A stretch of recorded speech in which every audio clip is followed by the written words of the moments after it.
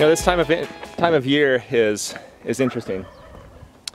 We, you know, the garden's done more or less. You know, we're still harvesting a few things out of the garden, but we don't spend time in the garden every day like we used to in the summer. And you know, it's a little too wet, too frosty, too slippery on the roof to really work up there. So that's kind of halted, and it's kind of just stormy and miserable. More days than not. And also, you know, as an artist, I find myself wanting to paint the landscape more at this time of year than at any other time of the year.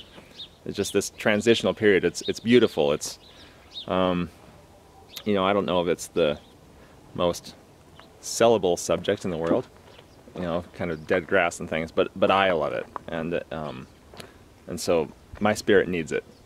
So I frequently focus a lot on my art in the autumn, going into winter, more than on homesteading projects.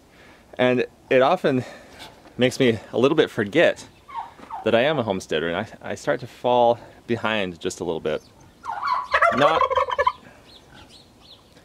so much on projects, because I'm intentionally putting those off, but more on the mindset of homesteading. I start to get caught up again in what I need to be doing for my art career, which is an entirely different world, completely apart from this homesteading lifestyle that I so thoroughly enjoy. You know, this slow life and the life of, you know, it's kind of a fast-paced life to be marketing and constantly doing this stuff for my art career. And I enjoy that too, but I'm trying to diminish the chasm between the two. I'd love to live a more localized, slow-paced lifestyle with my art as well. You know, maybe sell only to those that personally come to my studio and, you know, commission works. And hopefully those will be works that very closely relate to my true lifestyle, my true self, you know, which is that I enjoy farm animals and old barns and things like that. But, okay, that was a long explanation, but there are projects going on. And here's a really cool one. Look at all this wood.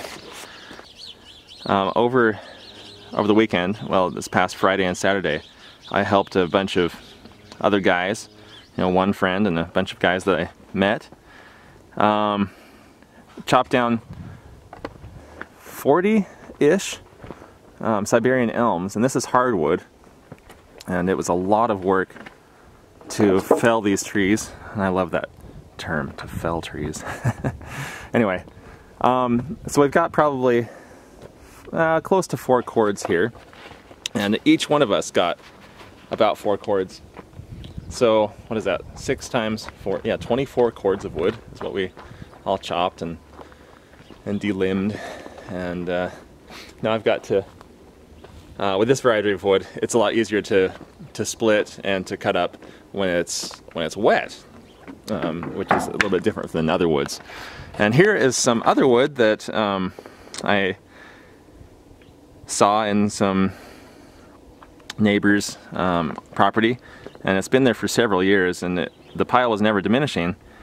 And it turns out that they didn't really have a use for it.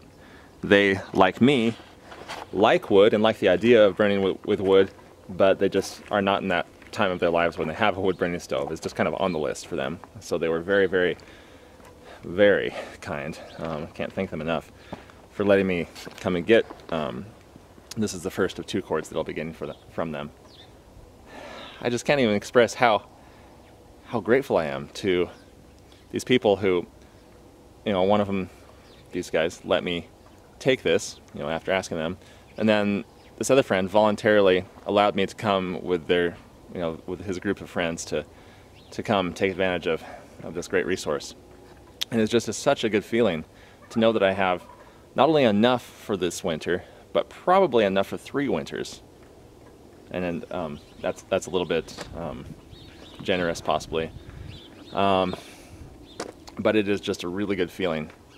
And so after having been kind of out of the loop a little bit with the homesteading stuff and the preparations and, you know, self-sufficiency type of projects, it is just really nice to have a big project done, especially something that I've been really kind of worried about for a long time.